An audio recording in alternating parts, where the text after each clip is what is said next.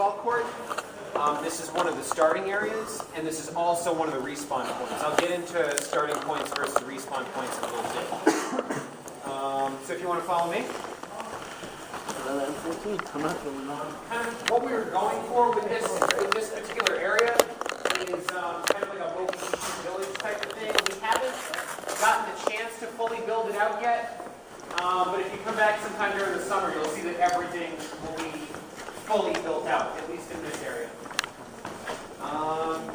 So first of all, for any of you who don't know, we're a semi-only facility, so no full auto, and no burst.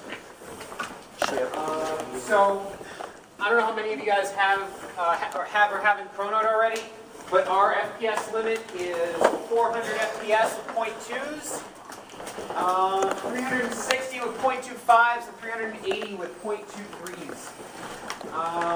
Another rule here, no blind fire. It kind of gets people pretty pissed off, so just don't do it. If you can't see down your sight, don't fire. So, I guess a little piece of tactical information. These two hallways, this hallway and the one right next to it, are the two biggest choke points in this particular environment. Unless you have grenades, which I'll get into in a minute, aggression is the only thing that's going to get you through these hallways. So another rule, it's kind of a house rule. And if you see any like cracks in cover or anything, please don't shoot through them. Yeah. Also, don't like shoot holes and stuff so you can shoot through it. That's just, it's not cool. So this is what we call the cabinet room, file cabinet room, radio room, whatever you want to call it. This right here is one of the two mouse holes. This door right here has to stay down. We only use it during ops and stuff like that, so people can like breach in.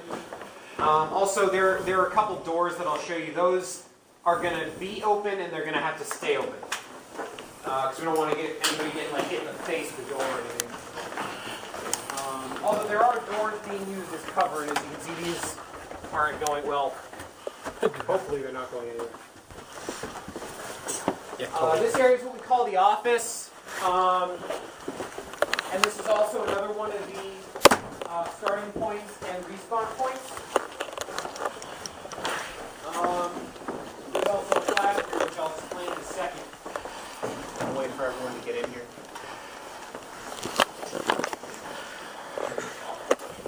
So,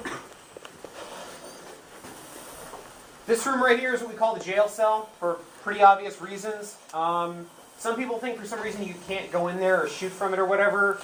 That's just as in play as anywhere else here. This little room right here, kind of connected to these parts, this is the office starting area, and this is also the office respawn point. So just kind of remember that. Let's see. This flag right here, there are 3 of them. I know where 2 of them are. The third one, I don't know where it is. It's somewhere on the speedball court. But these are used for a game called Domination. One team's objective will be to raise the flags. The other team will have to lower them. Generally, one team will just completely forget about the flags. So keep that in mind. All right. Also, if the lights are on in a given room, leave them on. If they're off, leave them off.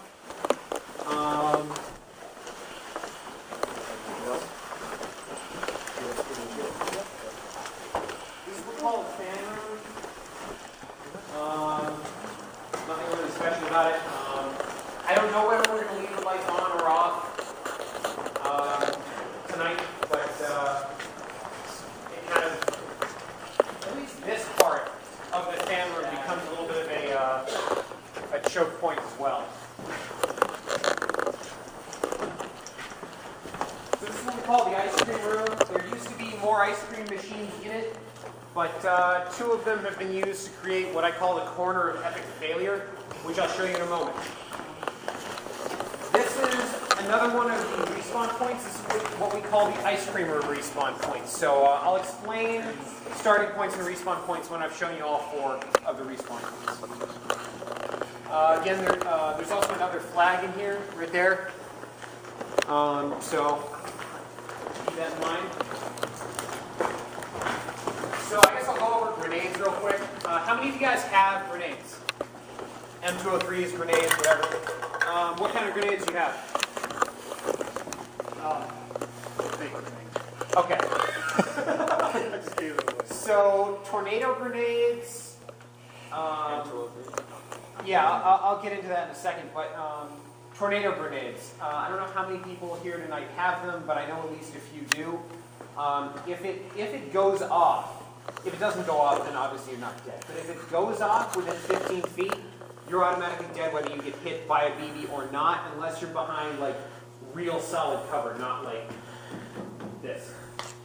And also, if you're outside of 15 feet and you get hit by a BB, you're still dead.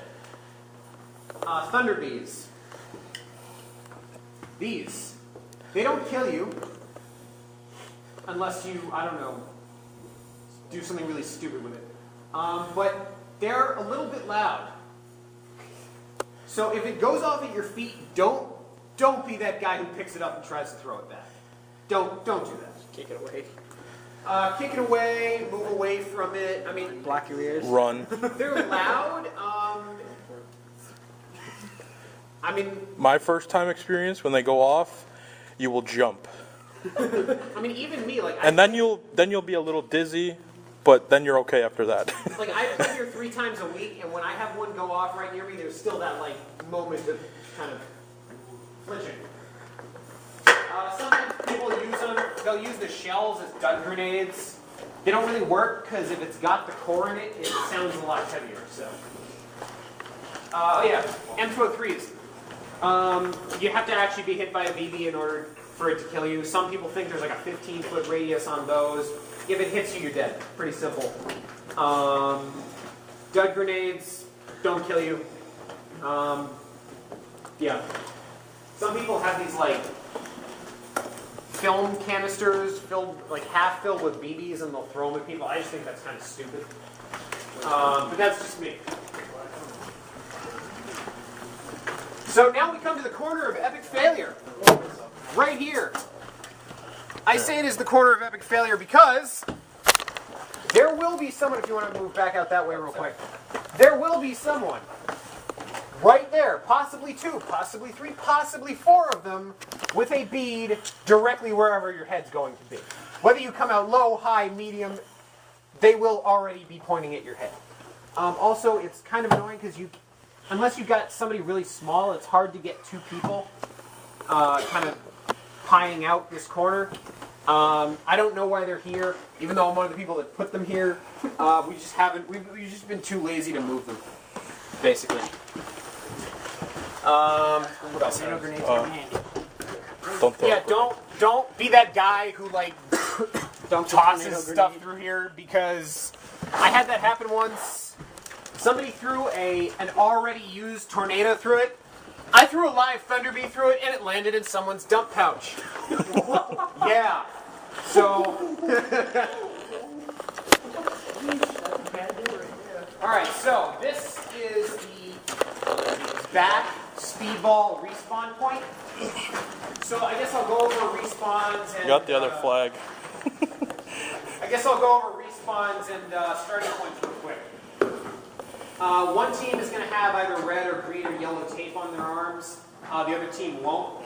So one team will be starting in the offices, and one team will be starting at the front of speedball. Where you start isn't necessarily where you respawn, because one team will have this respawn and the ice cream room respawn, and the other team will have the front of speedball and the office respawn, just to kind of keep things simple. What do you consider the stronger respawn experience? What do you mean? Like as far as technical advantage, or people liking to start from that stuff? People like to start in the offices. I don't really get why. It is a little easier to defend, but I mean, you're going to move forward of your starting area anyway. Also, if there's a firefight going on at whichever respawn point is closest to you, just go to your other respawn. If there's an active firefight going on at both of your respawns, come find a ref and we'll put you in somewhere else. Generally, you get 3 lives, unless otherwise specified. You get 3 lives, which is the one you start with, and you get 2 respawns. That's pretty much it. Any questions? If we do play domination, this is the flag. It'll be in that box over there. Basically, take it out, place it on top. This is what we've been using for a flag. There's a flag somewhere. I just don't know where. It used to be on one of these. So I guess I'll go over game types real quick. Obviously, we have what we call force on force, which is just team deathmatch. 3 lives, kill the other team as best you can. Also, we have someone set us up the bomb, which will either be using the bomb or the suitcase nuke, depending on how we feel. And one team will have to find it and arm it, and the other team will have to find it and disarm it. The other game is the pilot. We have this headless dummy-ish thing. It's a flight suit stuffed full of newspaper that we use as the pilot, and one team will be quote-unquote rescuing the downed pilot, and the other team will have to interrogate the downed pilot, and you'll have to move him to various areas. What else? Domination, flags, I already went over that. For the deathmatch, if you lose on 3 lives, you just... Yeah, you just head back out to the stage fire.